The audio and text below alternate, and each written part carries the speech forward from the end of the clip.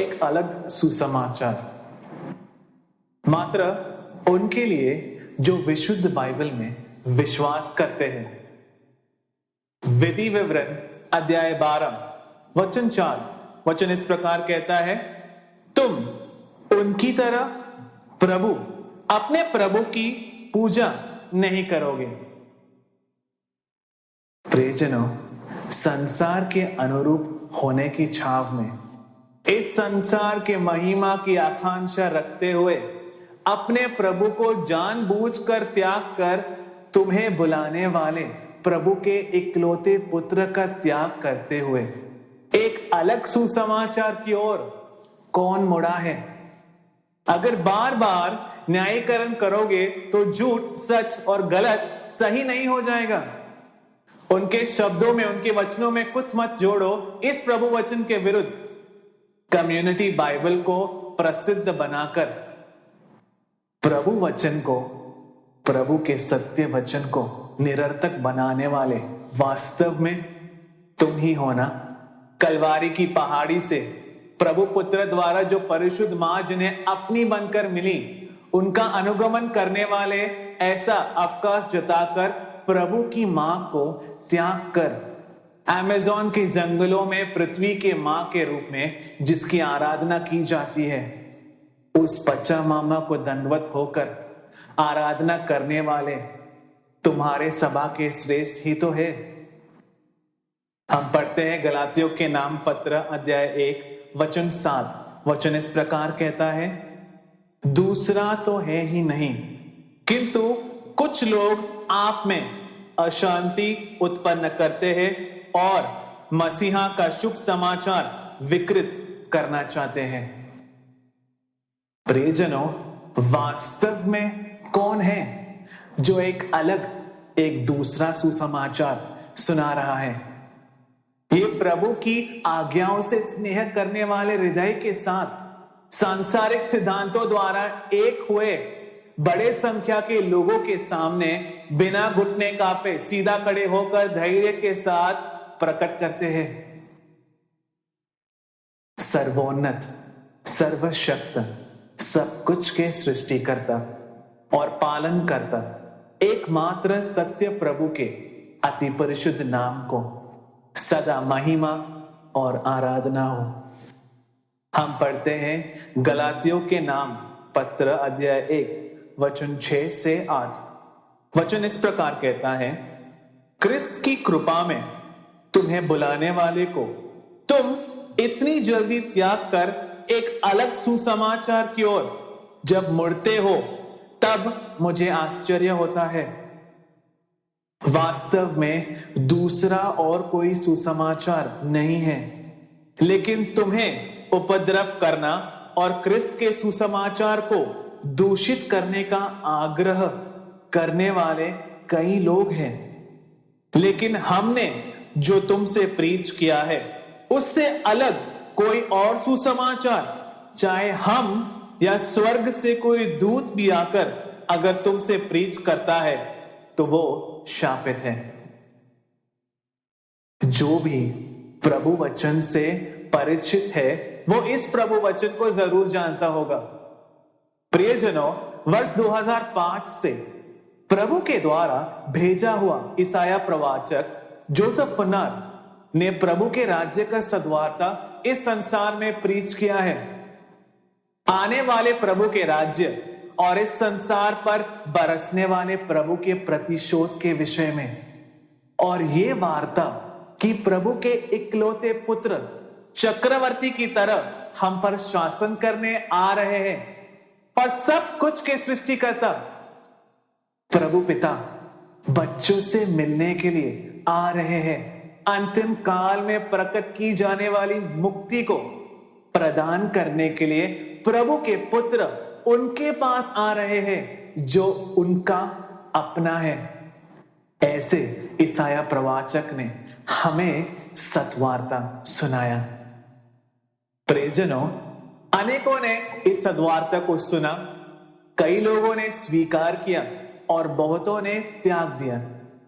प्रियजनों, इस सद्वार्ता को सुनने के लिए आने वालों के सामने रुकावटें उत्पन्न कर और इस सद्वार्ता को सुनकर लौटने वाले को धोखा देकर उनके विचारों को विचलित करने के लिए कई विवेकी पंडितों ने और सभा के अधिकारियों ने जिस प्रभु वचन का उपयोग किया है और जो कर रहे हैं उसे ही मैंने तुम्हें पढ़कर सुनाया है। इस प्रभु वचन को सुनकर अनेक लोग मार्ग से भटकर गिरे हैं। इसीलिए ये अधिकारी सियोन के विरुद्ध जो आरोप लगाते हैं वो ये है कि सियोन एक अलग सुसमाचार को प्रीच करता है। प्रियजनों, इसलिए प्रभु वचन के अनुसार वो शापित है, ऐसे वो लोग कहते हैं। इसलिए प्रभु के दिव्य सानिध्य में रहते हुए हम इस प्रभु वचन की आज जांच करते हैं। यहां कहे जाने वाले हम कौन हैं? ये किसके विषय में लिखा है और कौन एक अलग सुसमाचार सुनाता है? वास्तव में कौन शापित है? प्रभु के बच्चों को यह जानने का समय आ चुका है। प्रियजनों, इस प्रभु वचन को कहकर जब अधिकारी, पुरोहित और पास्टर लोगों को मार्ग से भटकाने की कोशिश करते हैं, तब एक कार्य यहां पर है जिसमें वो लोगों को धोखा देते हैं। यहां पर वो इस अध्याय के 8वें वचन का प्रयोग करते हैं। वो कहते हैं, हमने तुमसे जो प्रीच किया है उससे अलग कोई सुसमाचार, चाहे हम हो या स्वर्ग से कोई दूत ही क्यों ना हो, तुमसे प्रीच करे, वो शापित हो। फिर वो लोगों से पूछते हैं कि तुमने चर्च में जो सुसमाचार सुना था या जो सुन रहे हो, क्या वही सियोन में सुना है? तो स्वाभाविक रूप से वो कहेंगे कि नहीं। तब वो कहते हैं, देखा, इसे प्रीच करने वाले, इसका प्रचार करने वाले शापित है। लेकिन प्रियजनों, इसे सुनने वाले क्रिस्तिय ने एक बार भी प्रभु वचन का जांच करके नहीं देखा और वैसे भी वो ऐसा नहीं करते। अगर उन्होंने अपने चर्च में सुनने वाली बातों की जांच प्रभु वचन की नींव पर की होती या इन कार्यों का प्रतिशोध किया होता, तो इतने ज्यादा गलत प्रबोधन और झूठ वहां से नहीं निकलता। यहां प्रभु वचन कह रहा है, हमने तुमसे जो प्रीच किया है उससे अलग एक सुसमाचार। प्रियजनों, यहां ये हम कौन है? इस सुसमाचार के वचन के साथ हर एक विश्वासी के पास जाने वाला पुरोहित, पास्टर, वचन प्रघोषित करने वाला या कोई करिश्माई है क्या? यहां कहां जाने वाला हम? प्रियजनों, किसने हमसे सुसमाचार प्रीच किया? किसके हाथों में प्रभु यीशु क्रिस्त ने सुसमाचार सौंप कर भेजा था? जो थोड़ा सा भी प्रभु वचन से परिचित है वो जानते हैं कि ये यीशु क्रिस्त के प्रेरित हैं, जिनके हाथों में ये सुसमाचार को यीशु क्रिस्त ने सौंपा था। प्रियजनों, क्या है सुसमाचार? हम पढ़ते हैं लूकस के अध्याय 16 वचन 16 में प्रभु का वचन इस प्रकार कहता है, नियम और प्रवाचक यूहन्ना तक थे, उसके बाद प्रभु के राज्य का सुसमाचार प्रीच किया जा रहा है। प्रियजनों, तो इस प्रभु वचन से व्यक्त है कि मूसा से यूहन्ना बपतिस्ता तक ही प्रभु द्वारा प्रवाचक भेजे गए थे। उसके बाद प्रभु का राज्य प्रीच किया जाने लगा। सुसमाचार पढ़ने पर हम ये देख सकते हैं कि प्रभु यीशु क्रिस्त ने प्रीच करना ही इस तरह शुरू किया था, प्रभु का राज्य निकट है, मन परिवर्तन करो। प्रियजनों, तो यीशु क्रिस्त ने 3-3.5 साल तक एक विषय जो प्रीच किया वो था प्रभु का राज्य। प्रभु पिता ने प्रभु के बच्चों के लिए अनंत राज्य तैयार किया है। उसके विषय में उन्होंने जो हमारे लिए अनंत जीवन तैयार किया है, उसके विषय में हमें पाप के गुलामी के और मृत्यु के अधीनता से मोचित करने वाले मुक्ति के विषय में प्रभु पिता के हित, प्रभु पिता का लक्ष्य, प्रभु पिता के इच्छा और उनके स्वप्न के विषय में यीशु क्रिस्त ने हमें सिखाया है। प्रियजनों, इस तरह 3-3.5 साल तक इस पृथ्वी पर उन्होंने प्रभु के राज्य को प्रीच किया और अंत में हमारे पापों को स्वीकार किया और क्रूस पर चढ़कर मर गए। इस तरह अपना जीवन और रक्त हमारे लिए बहाते हुए पापों के मोचन की मुक्ति दी। प्रियजनों, जिस तरह प्रभु ने पहले से लिखा था और उन्होंने प्रख्यापित किया था, वो तीसरे दिन पुनर्जीवित हुए और पुनर्जीवित होने के बाद उन्होंने 40 दिन तक शिष्यों को पढ़ाया। उन्होंने स्वर्गारोहण किए जाने से ठीक पहले अपने शिष्यों को 3 दौत्य, 3 जिम्मेदारियां सौंपी है। वो हम पढ़ते हैं मत्ती का सुसमाचार में अध्याय 28 वचन 19 और 20। प्रभु का वचन इस प्रकार कहता है, इसीलिए तुम जाकर सारे लोगों को शिष्य बनाओ और उन्हें पिता, पुत्र और परिशुद्ध आत्मा के नाम पर उन्हें बपतिस्मा दो। मैंने तुम्हें जो जो आदेश दी है उन सब का अनुसरण करना, पालन करना उन्हें सिखाओ। तो प्रेरितों ने क्या प्रीच किया?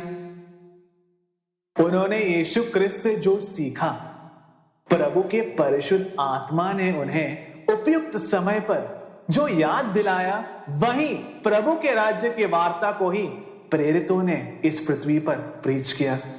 या फिर इस संसार में कैसे संपत्ति बनाएं, कैसे इस संसार में महिमा प्राप्त करें, इस संसार में बड़े साम्राज्य का बिजनेस करने के बारे में, इस संसार के मनुष्य के प्रीति को प्राप्त करने के लिए, इस संसार में कुछ लाभ मिलने के लिए, या इस संसार के जीवन के बारे में यीशु क्रिस्त के प्रेरितों ने नहीं प्रीच किया था।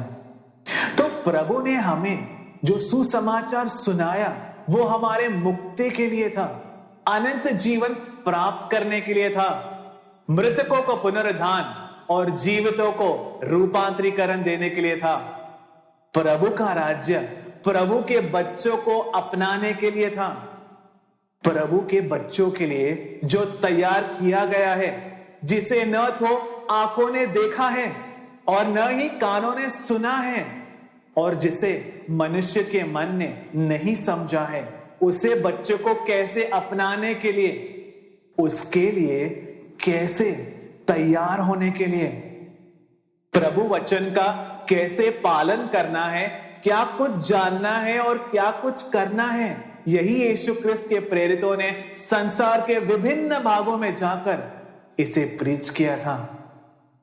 प्रियजनों, यीशु क्रिस्त में विश्वास करके जो पाप मोचन की मुक्ति को तुम प्राप्त करते हो, आदम से लेकर तब तक के सारे मनुष्य के सारे पापों के कारण जो यीशु क्रिस्त मरे हैं, उसके द्वारा तुम्हें जो नीतिकरण मिला है, उसके विषय में प्रेरितों ने पूरे संसार में जाकर प्रीच किया।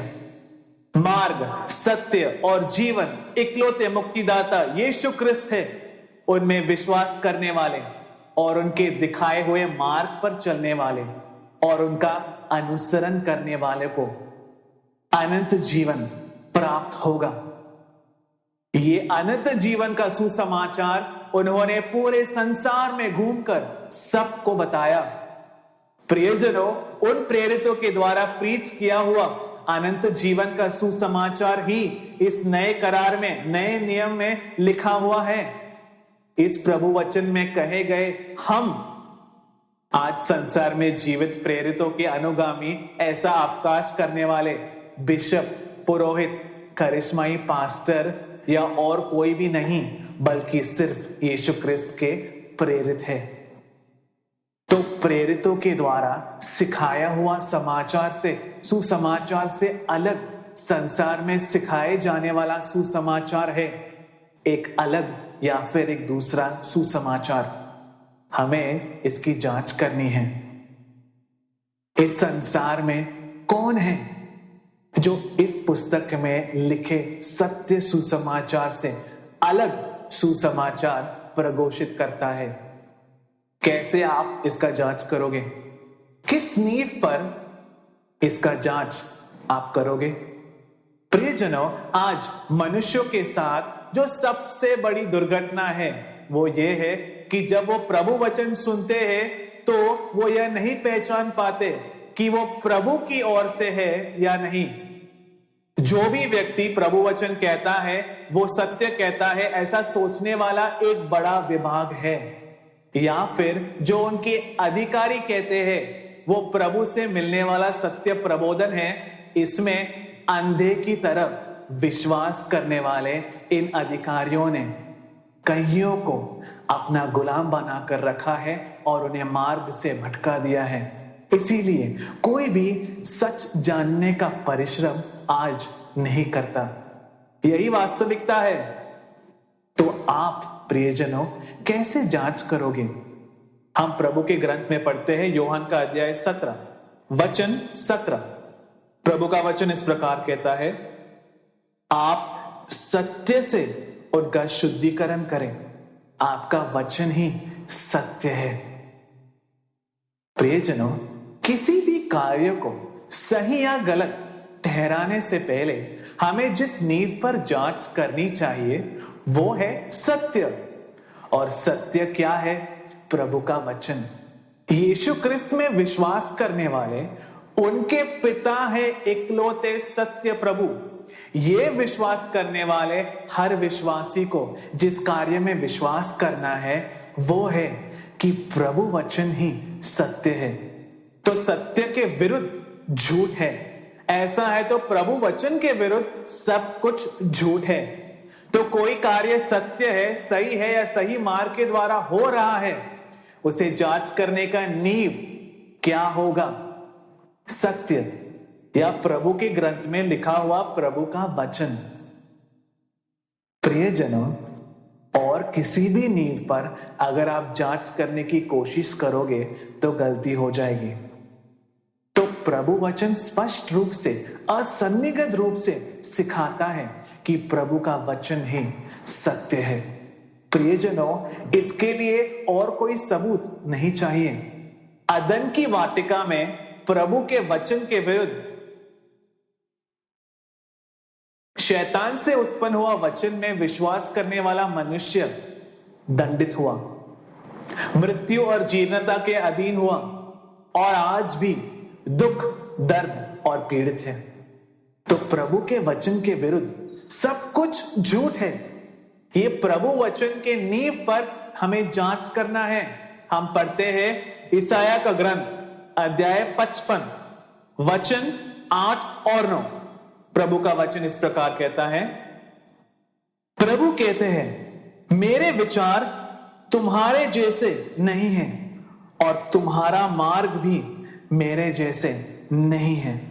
जिस तरह आकाश पृथ्वी से ऊंचा है उसी तरह मेरा मार्ग और मेरे विचार तुमसे ज्यादा उन्नत है। प्रियजनों, अदन की वाटिका में प्रभु ने मनुष्य की सृष्टि की, उन्हें दैविक जीवन प्रदान किया और प्रभु का आत्मा दिया। तो प्रभु के आत्मा ने प्रभु के विचार मनुष्य को दिए, लेकिन मनुष्य का शरीर शैतान के नियम निवास करने वाले जीर्णता से भरे मिट्टी का बना है। तो मनुष्य के शरीर में शैतान का नियम, मिट्टी का नियम और जट का नियम मौजूद है। अदन की वाटिका में पाप करने वाले मनुष्य से प्रभु का आत्मा, प्रभु का जीवन वापस ले लिया गया। तब उसका जट जग गया। तब से मनुष्य के विचार सांसारिक विषयों की ओर झुके हैं। जटिक कार्यों में उसका मन आज डूबा है। हम उत्पत्ति 6 में पढ़ते हैं कि नूह के समय में प्रभु मनुष्य का विनाश करते हैं और इसका नींव के तौर पर कारण उन्होंने प्रभु ने देखा और विलाप किया, मनुष्य के विचार और भावनाएं दूषित हैं। ऐसा सोचकर उन्होंने मनुष्य की सृष्टि करने का अफसोस प्रभु ने किया। ऐसा प्रभु वचन में लिखा है। तो उन्हें दंडित करने का और पृथ्वी पर से हटा देने का मूल कारण यह था कि मनुष्य के विचार दूषित हो गए, उनके विचार मानुषिक हो गए। आज के संसार में मानुषिक विचार बड़ी बात है, ऐसा सब कहते हैं। मानसिकता, मानसिक विचार, मानसिक धारणा, इसे ऊंचा उठाने और इसे प्रकीर्तित करने वालों की पीढ़ी है आज की पीढ़ी। और कई कार्य हमें सही भी लगेंगे प्रियजनों, लेकिन ये जरूरी नहीं कि मानसिक विचार हमेशा दैविक विचार से जुड़े हैं। मानसिक विचार द्वारा शैतान मनुष्य को प्रभु के विरुद्ध सोचने पर मजबूर कर देता है। ऐसा परिशुद्ध बाइबल में लिखा है, तुम भी इससे परिचित हो। यीशु ख्रिस्त कई स्थानों पर जब वो पीड़ा सहने के लिए जाते हैं, तब उनके मृत्यु के विषय में और 3 बार उनका तिरस्कार करने के विषय में हम सुसमाचार में देखते हैं। जब एक बार वो प्रवचन कर रहे थे, तब यीशु ख्रिस्त के शिष्य शिमयोन पतरस ने उन्हें अलग ले जाकर कहा कि प्रभु, ऐसा आपके साथ कभी ना हो। प्रियजनों, मानसिक रूप से यह सही है ना, क्योंकि उन्हें सबसे प्रिय उनके गुरु यीशु ख्रिस्त कह रहे हैं, उनके शत्रु उन्हें पकड़ेंगे, उन पर थूकेंगे, उन्हें मारेंगे और उनका वध करेंगे। उनसे स्नेह करने वाले शिमयोन पतरस और उनके शिष्य ये कैसे सह पाएंगे? वो कैसे स्वीकार कर पाएंगे? यह सुनकर पतरस का हृदय टूट गया। तब पतरस ने कहा, प्रभु, ये आपके साथ न हो। तो मानसिक रूप से पतरस के विचार बड़े अच्छे थे। आज का संसार भी यही कहेगा। लेकिन यीशु ख्रिस्त ने उससे क्या कहा? शैतान, मुझसे दूर जाओ, तुम मेरे लिए प्रतिबंध हो। तुम्हारे विचार दैविक नहीं मानुषिक है, तुम्हारे विचार दैविक नहीं पैशाचिक है, ऐसा नहीं कहा। मानुषिक है, ऐसा कहा। तो मानुषिक विचारों से ही शैतान सबसे ज्यादा मनुष्य को प्रभु से दूर करता है, उसे प्रभु की योजनाओं के विरुद्ध प्रवृत्ति करवाता है, क्योंकि मानसिक विचार का ही आज संसार में आदर किया जाता है। इसीलिए प्रियजनों, कौन सा है ये अलग, ये दूसरा सुसमाचार? सियोन में प्रघोषित किया जाने वाला या सियोन के विरुद्ध दूषण कहने वालों द्वारा प्रघोषित किया जाने वाला सुसमाचार? ये पहचानना है तो प्रभु के विचार हमें प्राप्त होना है। वो प्रभु के परिशुद्ध आत्मा को हमें देना ही होगा। सिर्फ परिशुद्ध आत्मा के द्वारा ही हमें ये विचार प्रभु से मिलेंगे। हम पढ़ते हैं ज्ञान का ग्रंथ अध्याय 9 वचन 17। वचन इस प्रकार कहता है, अगर आप ज्ञान को और आपके परिशुद्ध आत्मा को उन्नतों से नहीं देंगे तो आपका हित कौन जान पाएगा? तो जिनमें प्रभु का ज्ञान और परिशुद्ध आत्मा हो, सिर्फ वही प्रभु का हित जान पाएंगे और ये जान पाएंगे कि कोई सुसमाचार प्रभु की ओर से है या नहीं। तो इस योग्यता के साथ ही हमें प्रभु के सुसमाचार की, इस सुन रहे सुसमाचार की आज जांच करनी है। प्रियजनों, सियोन के विरुद्ध दूषण कहने वाले, निरंतर झूठे आरोप लगाने वाले पंडित इस सभा के द्वारा पढ़ाए जाने वाले सुसमाचार में क्या कुछ गड़बड़ है? क्या ये किसी ने जांच किया है? प्रियजनों, सियोन को दूषित करने वाले वास्तव में एक अलग सुसमाचार सिखाते हैं। इसे साबित करने के लिए कई उदाहरण हम अब देखेंगे। हम पढ़ते हैं मत्ती का सुसमाचार अध्याय 19 वचन 4 और 5। वचन इस प्रकार कहता है, यीशु ने उत्तर दिया, सृष्टिकर्ता ने आदि से ही स्त्री और पुरुष के रूप में उनकी सृष्टि की। इस कारण पुरुष माता पिता को छोड़कर पत्नी से जुड़ जाएगा और वे एक शरीर हो जाएंगे, ऐसा उन्होंने कहा है। क्या तुमने पढ़ा नहीं? साधारण यीशु ख्रिस्त जिस तरह यहूदियों से पूछा करते हैं, उससे अलग तरीके से यहां उन्होंने पूछा है। क्या तुमने सुना नहीं? कहते हुए सुना नहीं? क्या तुमने पढ़ा नहीं? ये सब नहीं पूछा प्रभु ने। उन्होंने पूछा कि ऐसा प्रभु ने कहा है, क्या तुमने नहीं पढ़ा? कहां पर प्रभु ने इसे कहा है? उत्पत्ति के ग्रंथ में। हम पढ़ते हैं उत्पत्ति का ग्रंथ अध्याय 1 वचन 27। इस तरह प्रभु ने अपने सदृश्य में मनुष्य की सृष्टि की, प्रभु के सदृश्य उन्होंने उसे बनाया, स्त्री और पुरुष के रूप में बनाया। फिर से हम पढ़ते हैं उत्पत्ति के अध्याय 2 वचन 24। प्रभु का वचन इस प्रकार कहता है, इसीलिए पुरुष माता पिता को छोड़कर पत्नी से जुड़ जाएगा और वे एक शरीर हो जाएंगे। प्रियजनों, ऐसा कहने का कारण क्या है? आज के आधुनिक बाइबल के पंडित जो ये सब दूषण कहते हैं, वे सिखाते हैं कि उत्पत्ति के आरंभ के कुछ अध्याय कहानी हैं और वास्तव में संभव नहीं हुए हैं। विशुद्ध लेख हमें कुछ कार्यों को सिखाने के लिए इन कहानियों का उपयोग करता है, ऐसे ये लोग कहते हैं। जैसे कि कई गांवों की कहानियां या अलग संस्कारों की कहानियां, यहां वहां से ली गई नगरों की कहानियां, जिनका इस्तेमाल प्रभु ने विशुद्ध लेख में किया है कुछ चीजें सिखाने के लिए। तो यीशु ख्रिस्त यहां क्या कह रहे हैं? उत्पत्ति में लिखी ये बातें क्या तुमने नहीं पढ़ा? तो यीशु ख्रिस्त सिखाते हैं कि उत्पत्ति में वास्तव में संभव हुए कार्य ही लिखे हैं। उत्पत्ति में लिखा हुआ प्रभु पिता का सत्य वचन है, लेकिन ये बाइबल पंडित सिखाते हैं कि ये संभव नहीं हुए, ये सच नहीं है। ये कहानी है, ये जिस तरह लिखा है वैसे पढ़ने की जरूरत नहीं है।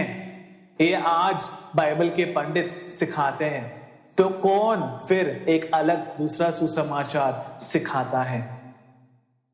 इसके लिए ज्यादा देखने की जरूरत नहीं है, क्योंकि हाल ही में इस सभा के अधिकारी ने कहा है कि प्रभु ने मनुष्य की सृष्टि नहीं की है। तुम लोगों ने न्यूज में और मीडिया में देखा होगा, इस तरह 6 दिनों में सृष्टि करने के लिए प्रभु कोई जादूगर नहीं है। ये सब एक महाविस्फोट से उत्पन्न हुआ है और मनुष्य वो तो बंदर से बदलाव आने से हुआ है। प्रियजनों, चाहे चार्ल्स डार्विन के थियोरी ऑफ एवोल्यूशन का अनेक वैज्ञानिक तिरस्कार करते हो, लेकिन सभा अधिकारी जिन्हें प्रभु का सिखाया हुआ लोगों को सिखाना है, जो सत्य वे लोगों को सिखा रहे हैं, ऐसा कहकर लोगों को धोखा देने वाले क्या कहते हैं कि प्रभु ने सृष्टि नहीं की है, मनुष्य बंदर से उत्पन्न हुए हैं। प्रियजनों, लेकिन प्रभु का सत्य वचन असन्निग्ध रूप से हमें सिखाता है कि प्रभु ने हमारी सृष्टि की है और उन्होंने स्त्री और पुरुष के रूप में हमें बनाया है। वे हमारे पिता है। फिर कौन एक अलग सुसमाचार सिखाता है? सियोन नहीं, सियोन सिखाता है कि प्रभु हमारे प्रभु पिता है, उन्होंने हमारी सृष्टि की है। प्रभु ने पुरुष और स्त्री के रूप में मनुष्य की सृष्टि की है, ऐसा सियोन सिखाता है। प्रभु ने जिन स्त्री और पुरुष को जोड़ा है, उन्हें सदा के लिए एक रहना है। प्रभु वचन में जो लिखा है उसमें वैसे विश्वास करने वाले और सिखाने वाले हैं सियोन विश्वासी। फिर कौन एक अलग सुसमाचार सिखाता है? ये तुम जिनमें प्रभु वचन है, जो प्रभु के पक्ष में है, समझ सकते हो। प्रियजनों, ये प्रभु वचन का निषेध सिर्फ उत्पत्ति के बारे में नहीं, बल्कि ये सभा के अधिकारी अनेक काल के रिसर्च के बाद 10-15 वर्ष सेमिनारी में पढ़ाई, फिर पीएचडी की पढ़ाई, अनेक पुस्तकों का पढ़कर किया गया रिसर्च, इस तरह अनेक काल में पूरे जीवन को रिसर्च में बिताने के बाद उन्होंने क्या समझा कि इस पुस्तक में लिखा हुआ वचन सही नहीं है, इसीलिए उसे जैसा लिखा है उसे वैसे मत पढ़ो। उस समय के संस्कार, भाषा का प्रयोग, उनके मन का शास्त्र, उनकी सामूहिक रीति को पढ़ने के बाद, इतिहास को पढ़ने के बाद ही ये क्या है ऐसा समझा जा सकता है, ऐसा ये बाइबल के पंडित लोग कहते हैं। प्रियजनों, अगर ऐसा है तो प्रभु सबसे बड़ा धोखेबाज है, ऐसा कहना पड़ेगा।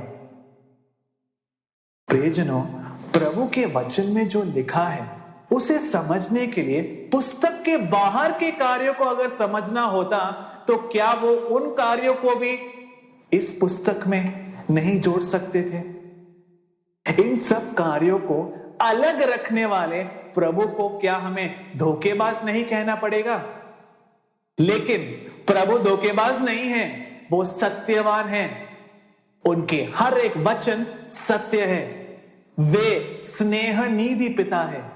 बच्चों को मुक्ति प्राप्त करने के लिए इसमें जो लिखा है उसे समझने के लिए इसके बाहर कोई पुस्तक हमें नहीं चाहिए।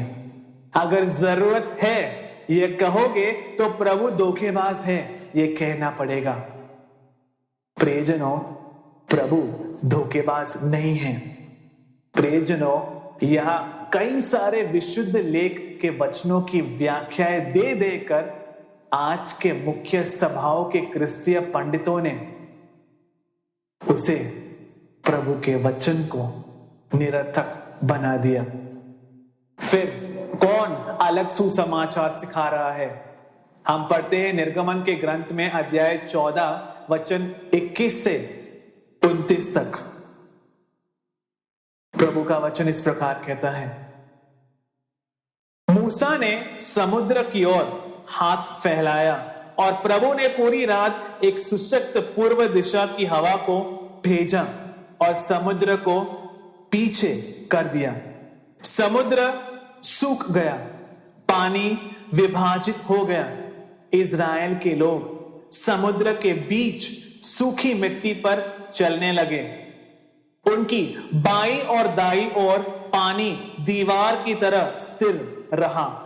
फराउन, उसके साथी और घुड़सवार उनका पीछा करते हुए समुद्र के बीच चलने लगे।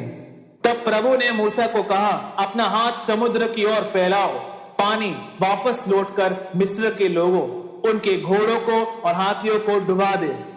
मूसा ने समुद्र की ओर अपना हाथ फैलाया। प्रभात तक समुद्र पहले की तरह हो गया। मिस्र के लोग लौटकर उसके मध्य की ओर भागने लगे। इस पर मिस्र के लोगों को समुद्र के बीच गहराई तक पहुंचाया। समुद्र में उतरे घुड़सवार, हाथी इत्यादि को समुद्र ने डुबा दिया। उनमें से कोई भी नहीं बचा। लेकिन इज़राइल के लोग समुद्र के बीच सूखी जमीन पर चलते रहे। उनके दाएं और बाएं पानी दीवार की तरह बना रहा। यह प्रभु वचन है प्रियजनों। लेकिन सियोन को दूषित करने वाले इन बाइबल पंडितों में से क्या कोई भी इस वचन पर ऐसे विश्वास करता है? ऐसे जांच करके देखो। सेमिनरी में क्या सिखाते हैं, रिसर्च में क्या पता चला। ये सब कुछ संभव नहीं हुआ, ऐसा ये कहते हैं। सिर्फ घुटने भर तक के पानी में गीली मिट्टी पर से जहां घास उगती है वहां से इजराइल के लोग भाग गए। पीछे आने वाले मिस्र के घोड़े कीचड़ में फिसलकर गिर गए। बस इतना ही हुआ, ऐसे ये लोग कहते हैं। ये सब उन्होंने सिर्फ लिखा ही है। उन्होंने अपने बचने की इतनी बड़ी कहानी लिखी है, लेकिन वास्तव में ऐसा कुछ नहीं हुआ, ऐसा ये लोग कहते हैं। ये सब हैरान करने के लिए लिखा है, ऐसा इन बाइबल के पंडितों ने अपने पुस्तकों में लिखा है। उनके पुस्तकों को पढ़ोगे तो समझ आ जाएगा। प्रियजनों, आज के समय में हम इतने चीजों पर विश्वास नहीं कर सकते। तब के समय में उन्होंने अपने सोच विचार के हिसाब से इसे लिखा है। हम बढ़ती हुई पीढ़ी है, हमें ये सब स्वीकार नहीं करना चाहिए। इस प्रभु वचन को तुम ऐसे मत समझो। प्रियजनों, तुम बताओ कौन एक अलग सुसमाचार सिखाता है? इस पूरे विशुद्ध लेख में कई जगहों पर यह लिखा है, प्रभु ने अद्भुत तरीकों से इजराइल को लाल समुद्र पार कराया। पानी दोनों तरफ दीवार बनकर खड़ा था और उनके पीछे आने वाले मिस्र के लोग डूब डूब कर मर गए। आज के विभिन्न भागों के वैज्ञानिकों ने ढूंढा है समुद्र के अंदर से, लेकिन आज सत्य सुसमाचार सिखाते हैं ऐसे कहकर लोगों को धोखा देने वाले इन पंडितों ने प्रभु की इन प्रवृत्तियों का निषेध किया है। फिर कौन सत्य सुसमाचार सिखाता है? कौन एक अलग सुसमाचार सिखाता है? इस पुस्तक में लिखी हुई निर्गमन के समय में संभव हुए कार्य जिस तरह विशुद्ध लेख में लिखे हैं, उसे वैसे ही विश्वास करने वाले हैं सियोन विश्वासी। इस प्रभु वचन में से एक मात्रा तक सियोन ने नहीं हटाई है और हटाएगा भी नहीं। सियोन इसमें विश्वास करता है, लेकिन सियोन पर एक अलग सुसमाचार सिखाने का आरोप लगाने वाले सारे पुरोहित और नेता इस सत्य वचन का निषेध करते हुए ही वे सिखाते हैं। प्रियजनों, इस तरह प्रभु वचन के निषेध के कई उदाहरण हम देख सकते हैं। बाइबल में लिखे हुए कई व्यक्तियों के बारे में ये बाइबल पंडित कहते हैं कि वो जीवित ही नहीं थे, वे कहानी के पात्र हैं, ऐसे वे पंडित कहते हैं। उदाहरण के तौर पर एक बड़े बाइबल पंडित को ऐसे कहते हुए सुना है कि अय्यूब एक कहानी का पात्र है। वो पंडित रुक रुक कर शर्म के साथ हकलाते हुए ऐसा कह रहा था। इतने समय से ये पंडित सब सही है ऐसा कहकर इन लोगों पर अपना आधिपत्य स्थापित किया, उनका गुरु बना। अब अगर ये पंडित ये सच नहीं है कहेगा तो दिक्कत तो होगी। इसीलिए ये पंडित बहुत ही संकोच के साथ यह कह रहा था। तो अय्यूब जीवित नहीं था ऐसा वो कहता है। वो कहता है वो केवल एक कथा का पात्र है। अय्यूब की कहानी में शैतान को अय्यूब को हानि और पीड़ा पहुंचाने की अनुमति प्रभु ने दी है, ऐसा वे कहते हैं। तब हमें यह याद रखना है कि अय्यूब एक कहानी का पात्र है। अय्यूब की पुस्तक वो ग्रंथ है जिसे एक नाटक के रीति से लिखा गया है। सियोन के विरुद्ध दूषण कहकर पुस्तकें निकालकर प्रमोशन प्राप्त करने वाला एक बाइबल पंडित ने टीवी पर ऐसा कहा कि इस पुस्तक में तोबित, यूदित और जोब यानी अय्यूब जैसे लोगों को उस समय के सांप की कहानियों में से, जासूसों की कहानियों में से और चुड़ैल की कहानियों में से बनाया गया है। ऐसा कहने वाले को भी प्रमोशन मिल गया है। एक समय के संसार के अनुसार बनाए गए गांवों की कहानियों का, चुड़ैल की कहानियों का, सर्प की कहानियों का विशुद्ध ग्रंथ लिखने वाले ने माध्यम के तौर पर उपयोग किया है, ऐसा सोचना ही वास्तव में सार्थक है। जोब की कहानी यानी आयुब की कहानी विजातियों से ली गई एक कहानी है, ऐसा हमें समझना है। ऐसे बाइबल पंडित सिखाते हैं। फिर कौन एक अलग सुसमाचार, एक दूसरा सुसमाचार सिखाता है।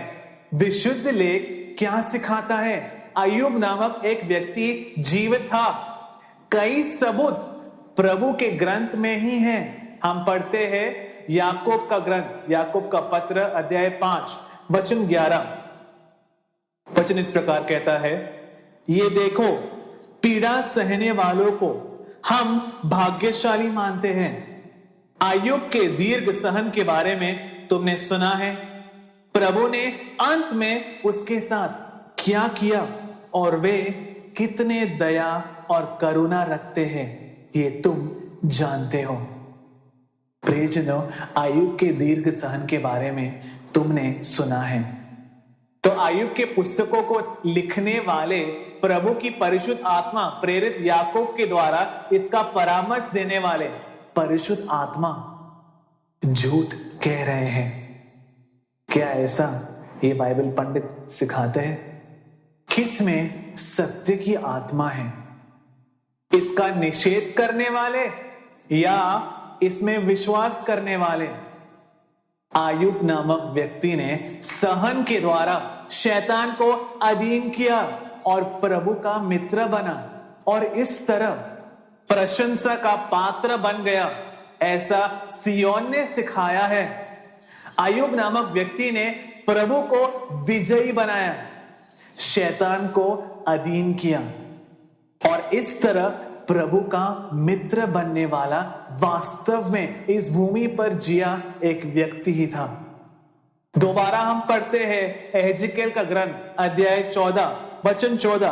प्रभु का वचन इस प्रकार कहता है, अंतिम काल में इस संसार में प्रभु बरसाने वाले पीड़ाओं के बारे में प्रभु कहते हैं, नूह, दानियल और अय्यूब, चाहे ये तीनों ही वहां क्यों ना हो, अपनी नीति के कारण मात्र वही मुक्ति प्राप्त करेंगे, ऐसा प्रभु गॉड कहते हैं। प्रियजनों, इसका अर्थ यही है कि नूह, दानियल और अय्यूब इस पृथ्वी पर इन पीड़ाओं के आने के समय यहीं पर होंगे।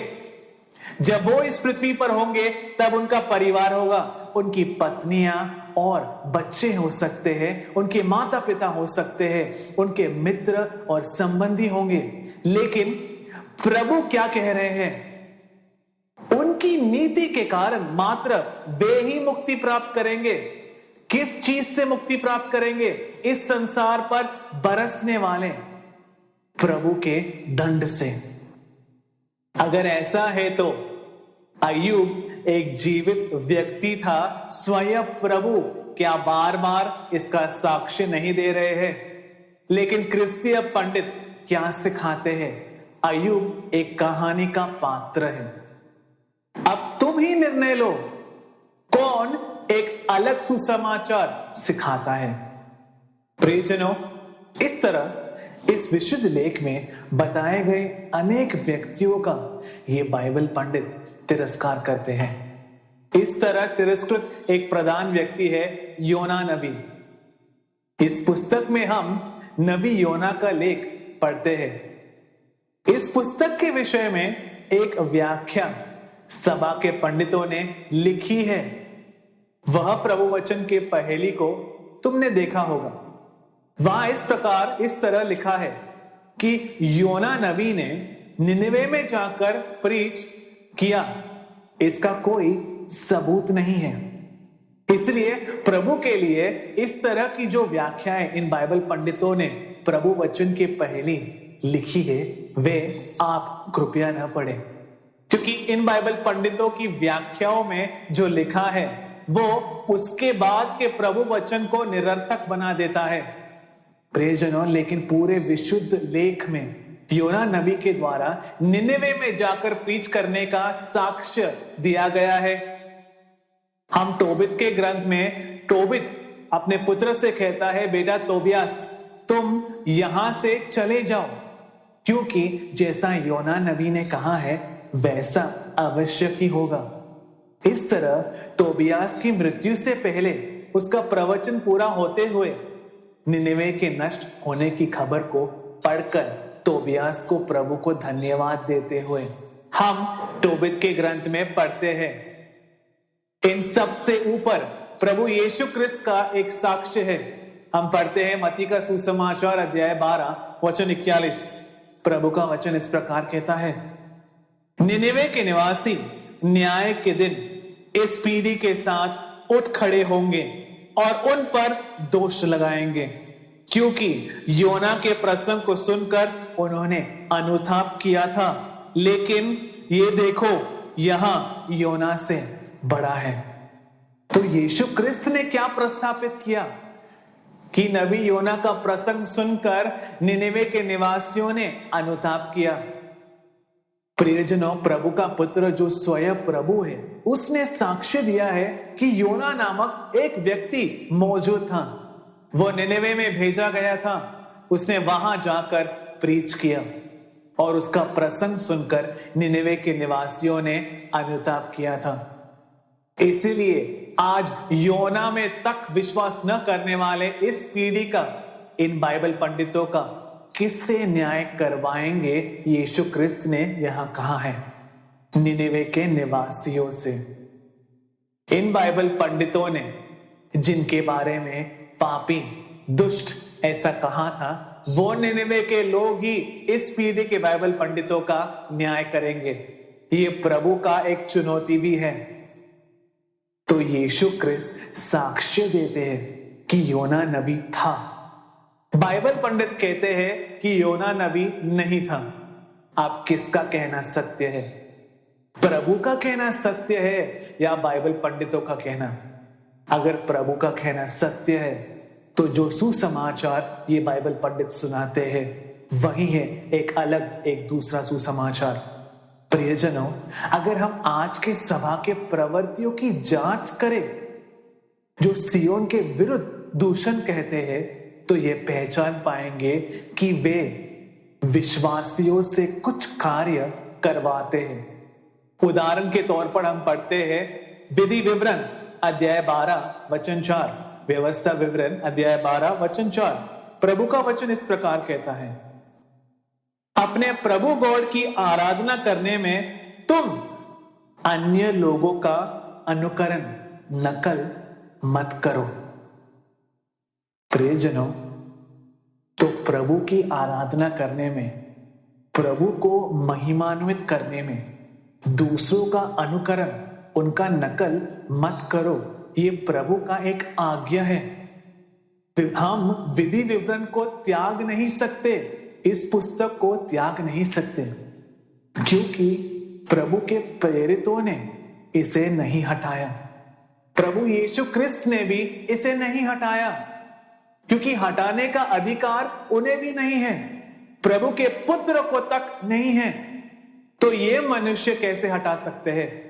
तो आज सियोन को दूषित करने वाले ये सभा क्या करते हैं? प्रियजनों, उन्होंने दूसरे वाटिकन काउंसिल में सबसे ज्यादा जो इन्होंने प्रचार किया, या फिर इस वाटिकन काउंसिल में जो उसका फल था, वो है संस्कारों को अपनाना। इस संसार के हर कोने से उनके सारे आचरण को लाकर प्रभु के आलय में उन्हें लाकर प्रभु की आराधना करने में उनका अनुकरण कर रहे हैं। यह जानने के लिए तुम्हें कहीं जाने की आवश्यकता नहीं है, बस आंखें खोलकर देखना काफी है। प्रभु के पक्ष में रहकर प्रभु वचन के नींव पर जांच कर देखना आपको काफी है। सारे क्रिस्तीय सभा में, उनके आलयों में इस तरह के आचरण या अनुष्ठान से भर दिया है इन पंडितों ने। बताओ कौन सिखाता है एक अलग सुसमाचार? दोबारा हम पढ़ते हैं मत्ती का सुसमाचार अध्याय 23 वचन 9। ध्यान से सुनना, वचन इस प्रकार कहता है, पृथ्वी पर तुम किसी को पिता कहकर मत पुकारो, क्योंकि तुम्हारे एक ही पिता है, स्वर्गीय पिता। प्रियजनों, ये प्रभु के द्वारा दी गई एक आज्ञा है, उपदेश नहीं। तुम पृथ्वी पर किसी को भी पिता, फादर कहकर मत पुकारो। तुम्हारे एक ही पिता है, स्वर्गीय पिता। किसके पिता? प्रभु के बच्चों के। सिर्फ प्रभु के बच्चों को ही ऐसा करना है। लेकिन आज के ये पंडित क्या करते हैं? सब के सब पिता है, छोटे फादर से लेकर ऊपर परिशुद्ध पिता, होली फादर तक फादर कहते हैं और कहलवाते भी हैं। और अगर उन्हें फादर जी ना कहे तो हालत क्या होगी, सोचकर देखो। अगर किसी बिशप को फादर जी नहीं पुकारोगे तो उसका व्यवहार कैसा होगा? ऐसे पुकार कर देखो, खुद पता चल जाएगा। तो इस प्रभु की आज्ञा का नग्न रूप से उल्लंघन करना और सिखाना और आनंद मनाना, और इस तरह ये बाइबल के पंडित एक अलग सुसमाचार सिखाते हैं। फिर कौन एक अलग सुसमाचार सिखाता है ये स्पष्ट है। लेकिन सियोन के एक ही पिता है, स्वर्गीय पिता। यीशु क्रिस्त की आज्ञा का निष्ठा के साथ पालन करने वाला और उसकी इच्छा रखने वाले समूह है सियोन। सियोन के एक ही पिता है, स्वर्गीय पिता। और किसी को पिता कहकर नहीं पुकारेंगे और पुकार भी नहीं सकते। हम पढ़ते हैं मत्ती का सुसमाचार अध्याय 23 वचन 8। वचन इस प्रकार कहता है, पृथ्वी पर तुम किसी को तुम गुरु मत कहलाओ, क्योंकि तुम्हारे एक ही गुरु है। तुम सब भाई बहन हो। ये प्रेरितों से भी कहा था। ऐसा इस अध्याय के आरंभ को पढ़कर समझ आ जाएगा। या फिर प्रेरितों को हटाकर सिर्फ बाकी लोगों से ही नहीं कहा। प्रियजनों, प्रेरित और सारे विश्वासी सब मिलकर प्रभु के सामने भाई बहन हैं। तुम में से कोई भी गुरु नहीं। प्रभु ने कहा, तुम मुझे गुरु और प्रभु पुकारते हो, वो सही है। मैं तुम्हारा गुरु और प्रभु हूं। तो कौन है गुरु? प्रभु यीशु क्रिस्त। लेकिन आज की हालत क्या है? हर एक रीति के गुरु, हर एक व्यक्तित्व सभा के गुरु, हर एक सन्यासियों के समूह के गुरु, हर एक आत्मीय मेखला के आत्मीय गुरु, हर एक थियोलॉजी के गुरु है, क्योंकि उनके शिष्य है। तो सब गुरु बन गए हैं। प्रभु ने क्या आज्ञा दी थी? मैंने तुम्हें जो सिखाया है उसका पालन करना सिखाओ। तुम्हें कुछ सिखाने की जरूरत नहीं है। यीशु क्रिस्त ने तक स्वयं कुछ नहीं सिखाया।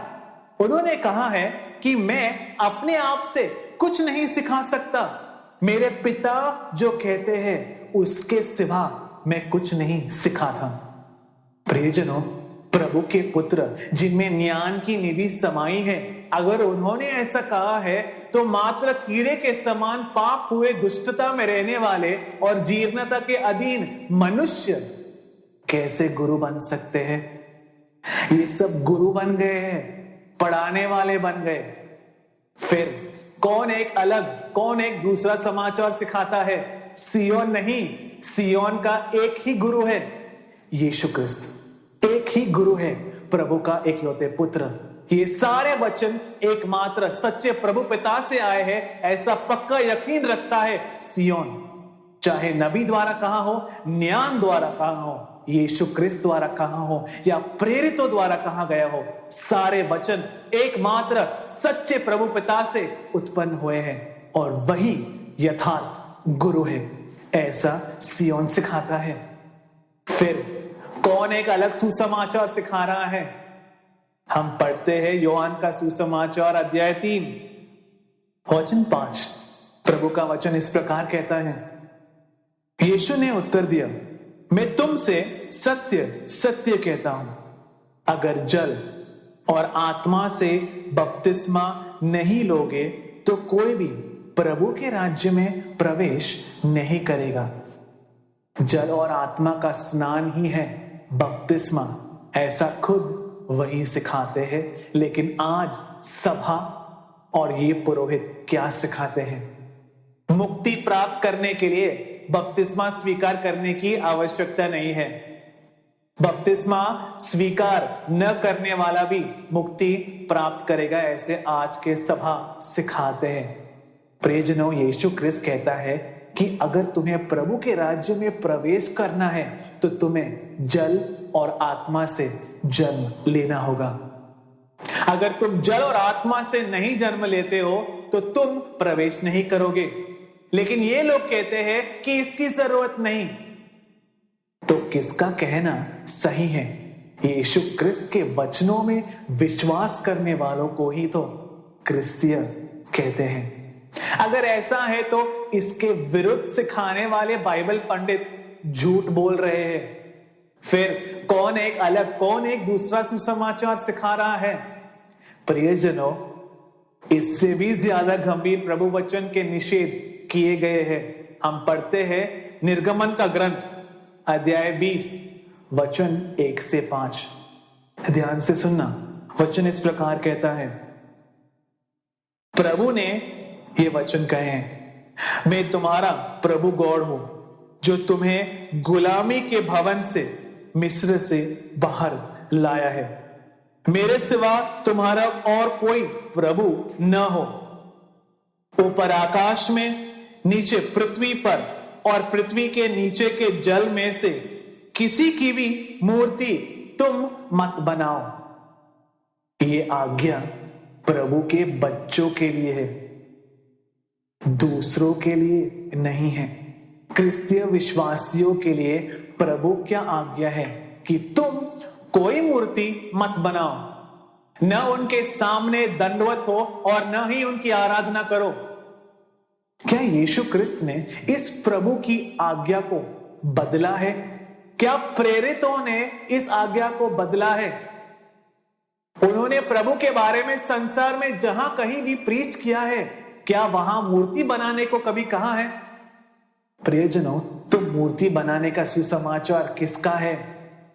प्रियजनों, यीशु क्रिस्त से पहले, प्रेरितों के समय से पहले परिशुद्ध जीवन व्यतीत करने वाले अनेक लोग थे।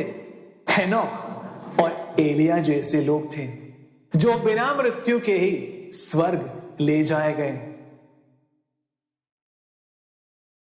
क्या उनमें से किसी की भी मूर्ति बनाकर उनके मध्यस्थता के लिए उनसे प्रार्थना करने को कभी भी प्रभु ने हमसे कहा है? प्रियजनों, आज सबसे ज्यादा सियोन को दूषित करने वाले सभाओं में जो बुराई देखी जाती है वो है पहली आज्ञा का उल्लंघन।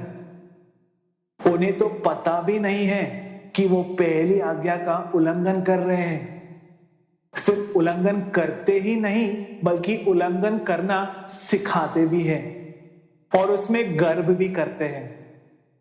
तो ये जो सभाओं में किया जा रहा है वो पहली आज्ञा का उल्लंघन है। अगर ये समझना है तो पहली आज्ञा क्या है ये जानना होगा।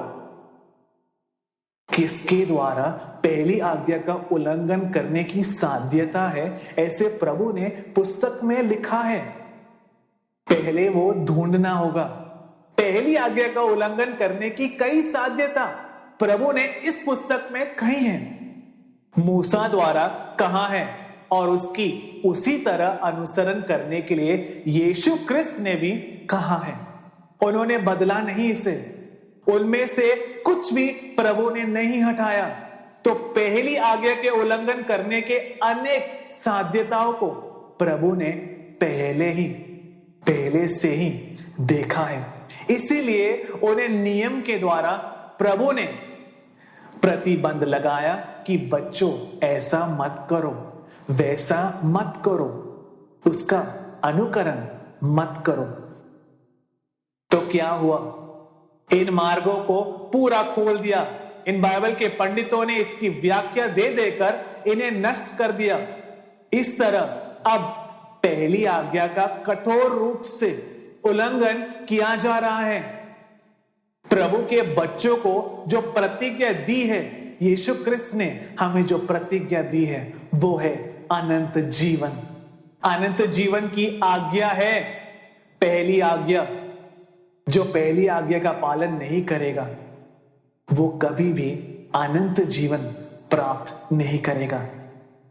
तो पहली आज्ञा का उल्लंघन करके और वैसा करना सिखाकर ये बाइबल पंडित क्या करते हैं? उनके अधीन रहने वाला कोई भी अनंत जीवन प्राप्त न करे ऐसा शैतान का मकसद पूरा करते हैं। यही है इसका अर्थ। तो बताओ कौन सिखा रहा है एक अलग एक दूसरा सुसमाचार? सियोन सबसे ज्यादा कठिन रूप से जो विषय सिखाता है वो है पहली आज्ञा। प्रियजनों, प्रभु का ज्ञान ही पहली आज्ञा का पालन करना हमें सिखाता है और उसका परिशीलन देता है। ऐसा हम देख सकते हैं प्रभु के सारे नबियों का नेतृत्व ज्ञान की आत्मा ने किया था। ये हम पूरे विशुद्ध लेख में देख सकते हैं। ये प्रभु से उत्पन्न होने वाली एक आत्मा है। तो इस आत्मा से पूर्ण होकर प्रभु ने जिस प्रवाचक को भेजा था उस जोसेफ पनार ने सबसे कठिन रूप से जो सिखाया है वो है पहली आज्ञा। तुम्हें पहली आज्ञा का पालन करना है, उसके उल्लंघन किए जाने के मार्ग से पीछे हटना है और पहली आज्ञा के पालन द्वारा यानी कि प्रभु से अपने पूर्ण हृदय से, अपने पूर्ण आत्मा से, अपने पूर्ण मन से और अपने पूर्ण शक्ति से स्नेह करते हुए अनंत जीवन के लिए अपने आप को तैयार करो। ऐसे जोसेफ पनार ने सत्य सुसमाचार द्वारा सियोन में हमें सिखाया है और यही आज सियोन के बच्चे पूरे संसार में कहते फिर रहे हैं। अब तुम बताओ कौन एक अलग एक दूसरा सुसमाचार सिखा रहा है? वो सियोन नहीं बल्कि ऐसा कहकर सियोन को दूषित करने वाले ज्यादातर सभाएं ही हैं। तो प्रियजनों, इस पहली आज्ञा के उल्लंघन करने के मार्ग को तैयार करने के लिए प्रधान रूप से वो क्या करते हैं? संतों के सामने झुकना।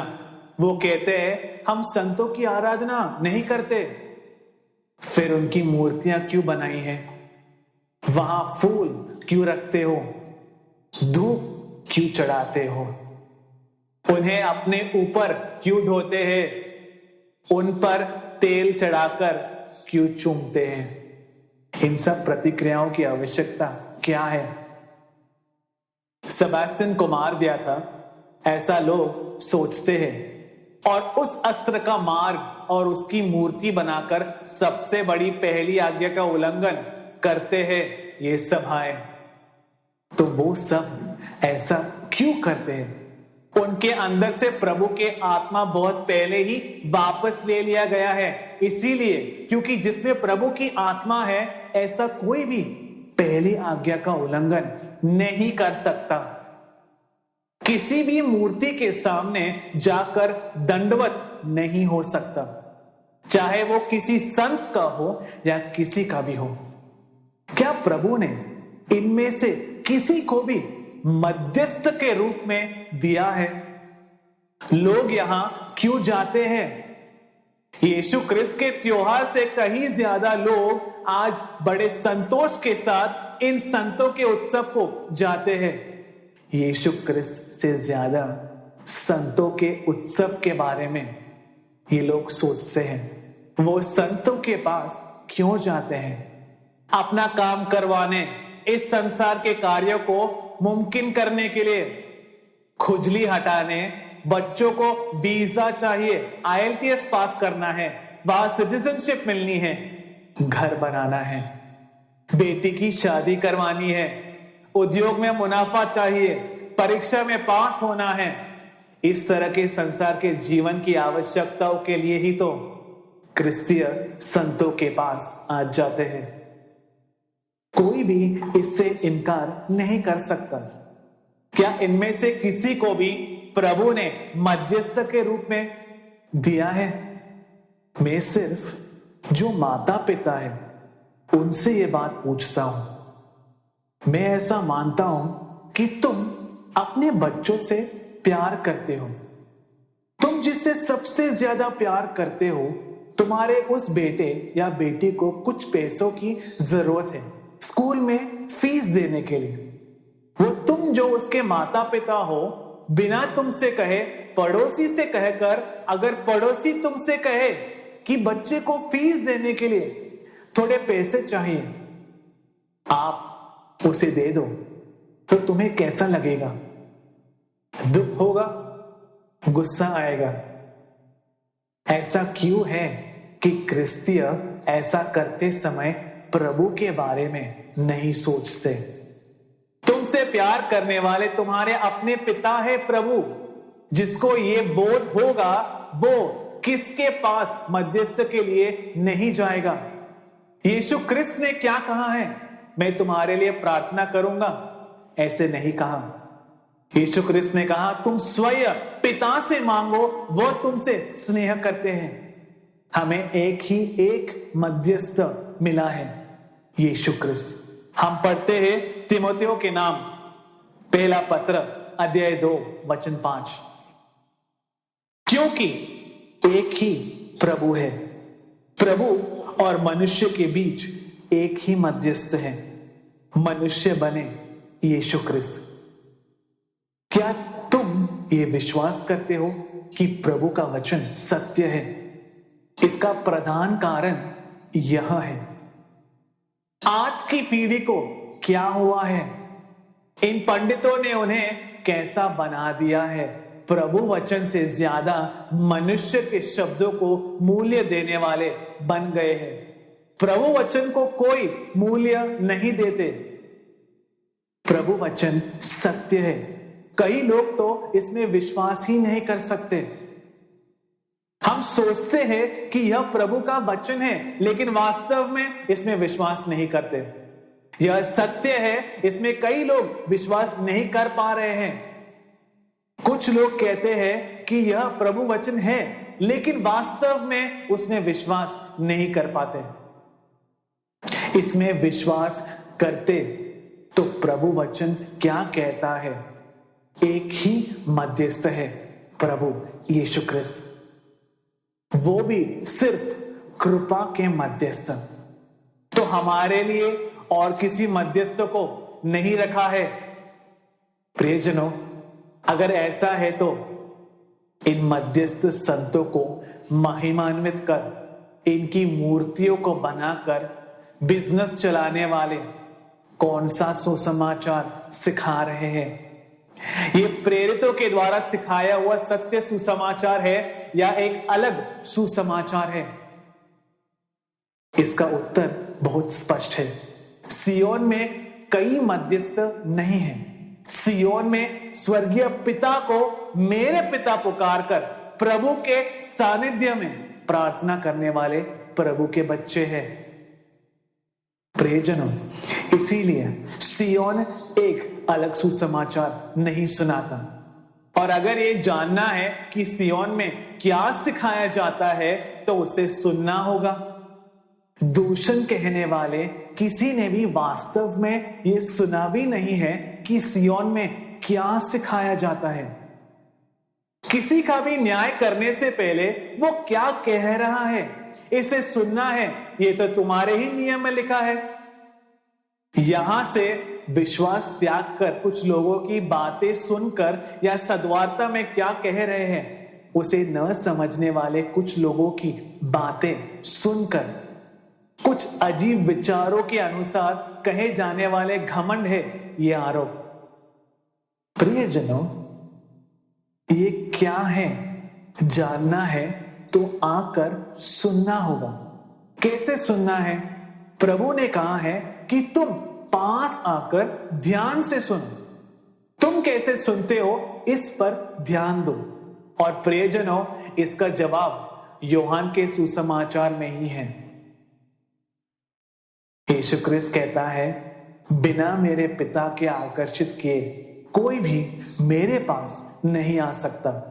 तो पिता के द्वारा आकर्षित हुए बिना प्रभु के पुत्र के पास न आने वाले किसी को या अगर आ भी जाए यहां कहे जाने वाले सत्य सुसमाचार को वे लोग समझ नहीं सकेगा।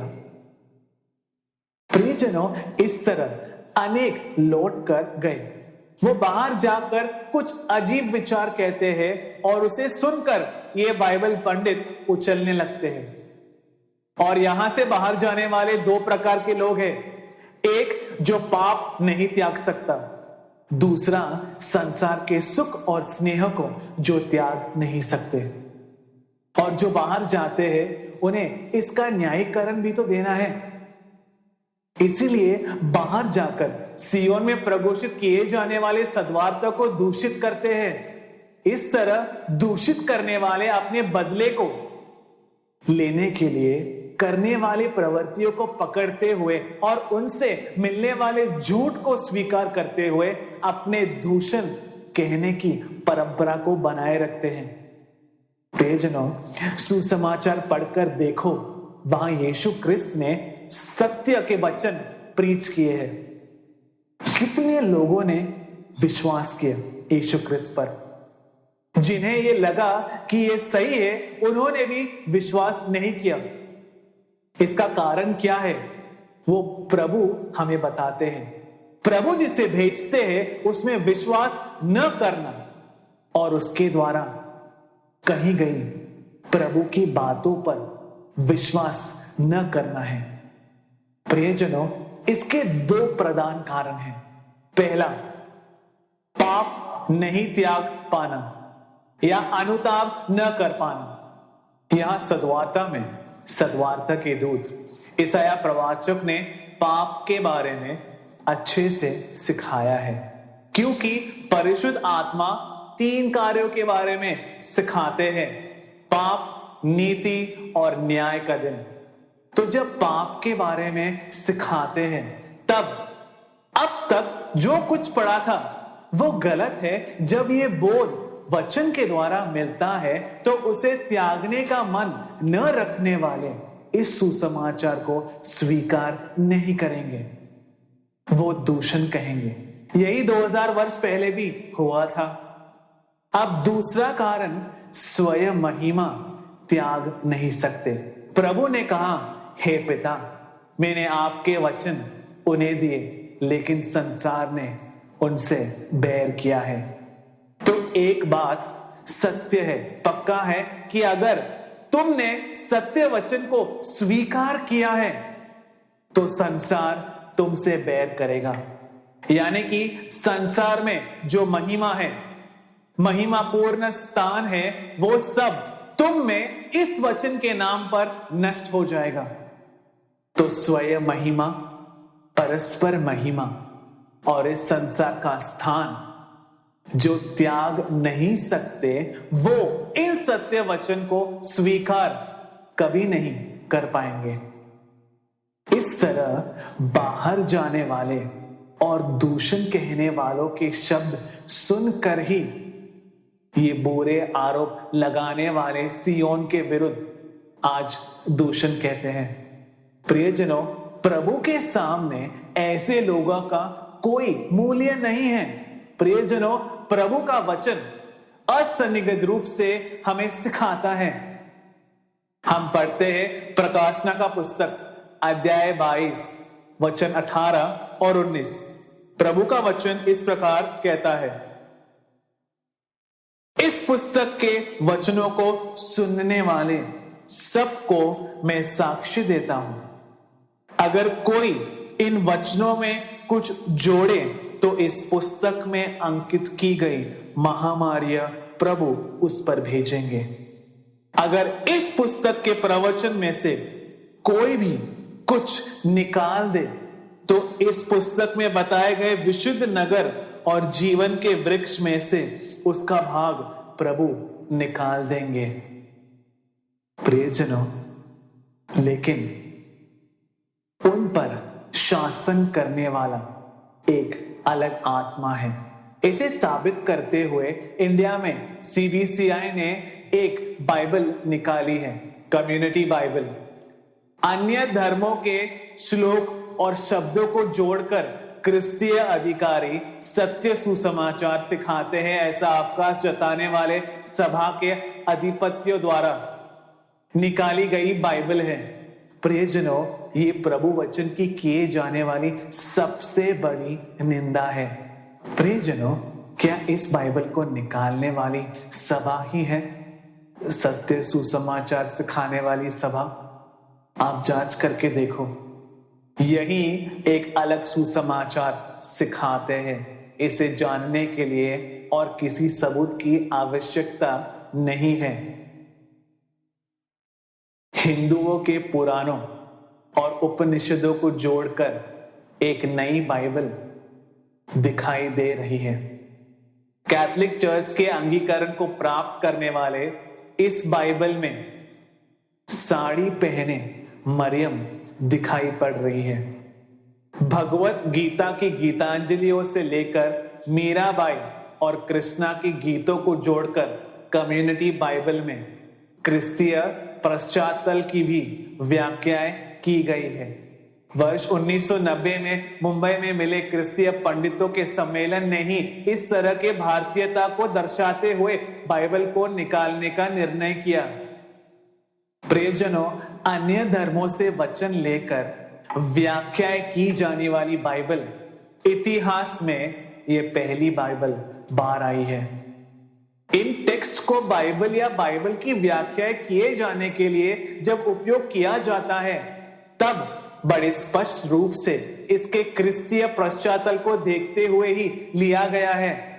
प्रियजनों, यहां मीराबाई की भक्ति कृष्णा के लिए होती है, लेकिन यहां मरियम मगदलीन की यीशु क्रिस्त से जो भक्ति है उसको दर्शाने के लिए मीराबाई की कविता का उच्चारण किया गया है।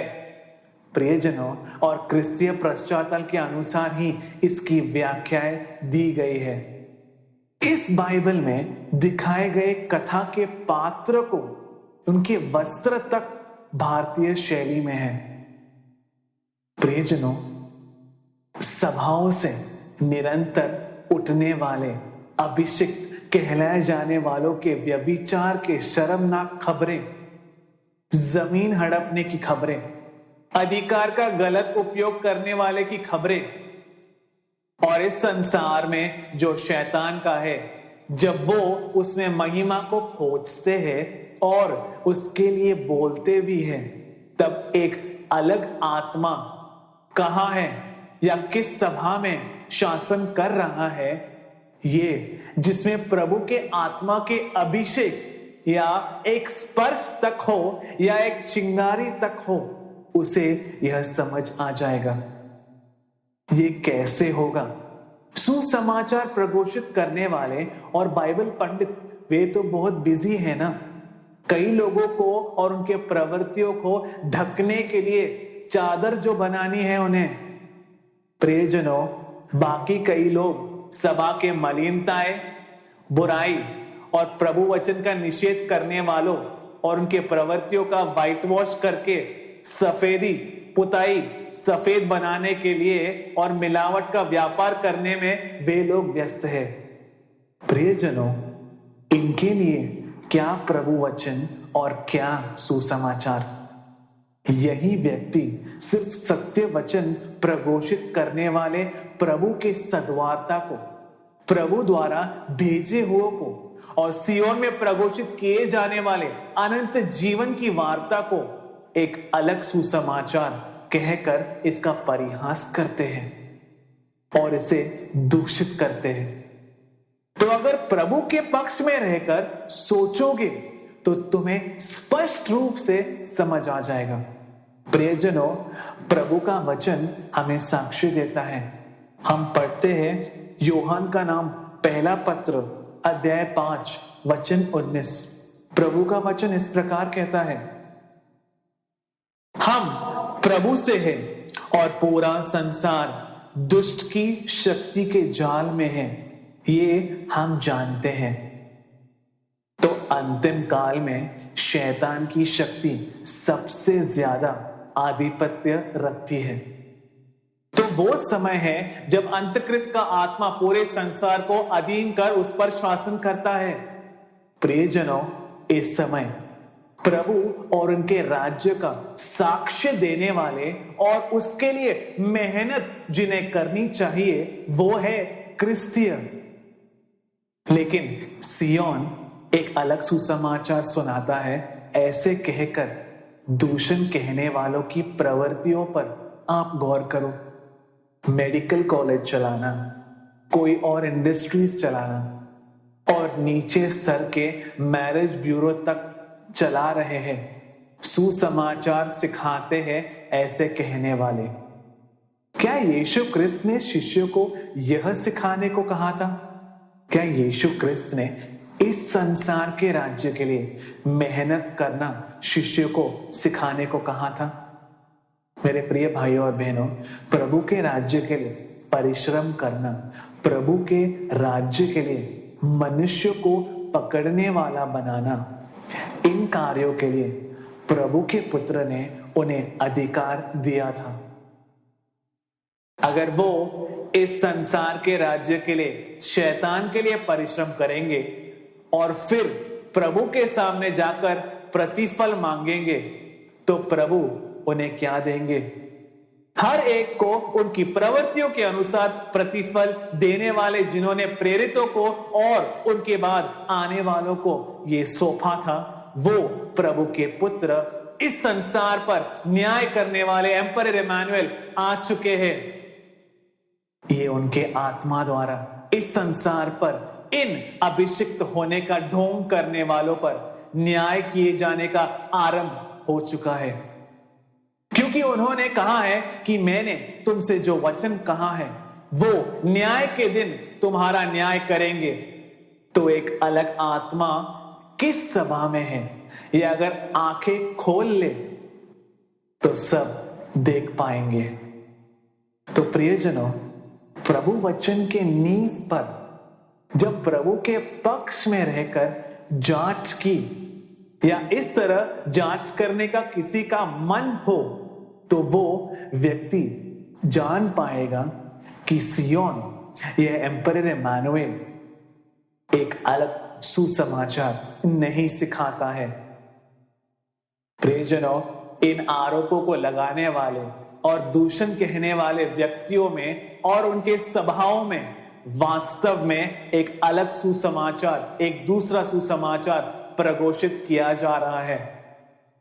प्रियजनों, कई लोग प्रभु वचन के साथ मनुष्य के सीखों को, थियोलॉजी को, प्रभु के शास्त्रों को और बाइबल को एक साथ सिखाते हैं। सिय्योन को दूषित करने वाले कुछ और लोग प्रभु के ग्रंथ से कई पुस्तकों को निकालकर उन्होंने जैसे रूप प्राप्त किया या उन्होंने बाइबल कॉलेज में या यूनिवर्सिटी में जो सीखा है, उन्हें उसी तरह उल्टी करके वही सही है यह कहकर अपने तरीके से एक अलग सुसमाचार वे लोग सुनाते हैं। लेकिन सिय्योन में सिर्फ प्रभु के सत्य वचन ही प्रघोषित किए जाते हैं और प्रेरितों द्वारा प्रघोषित किए गए वचनों के विरुद्ध कुछ भी प्रघोषित नहीं किया जाता है। ये प्रभु के पक्ष में रहकर सोचने वाले लोग समझ सकेंगे। लेकिन प्रियजनों, सिय्योन में प्रघोषित किए जाने वाले प्रभु वचन में मनुष्य जो फर्क देखते हैं, उसका कारण क्या है, ये हम फिर कभी देखेंगे। प्रभु के अति परिशुद्ध और सर्वशक्त नाम को हर पल और हर जगह स्तुति और महिमा हो। आमीन।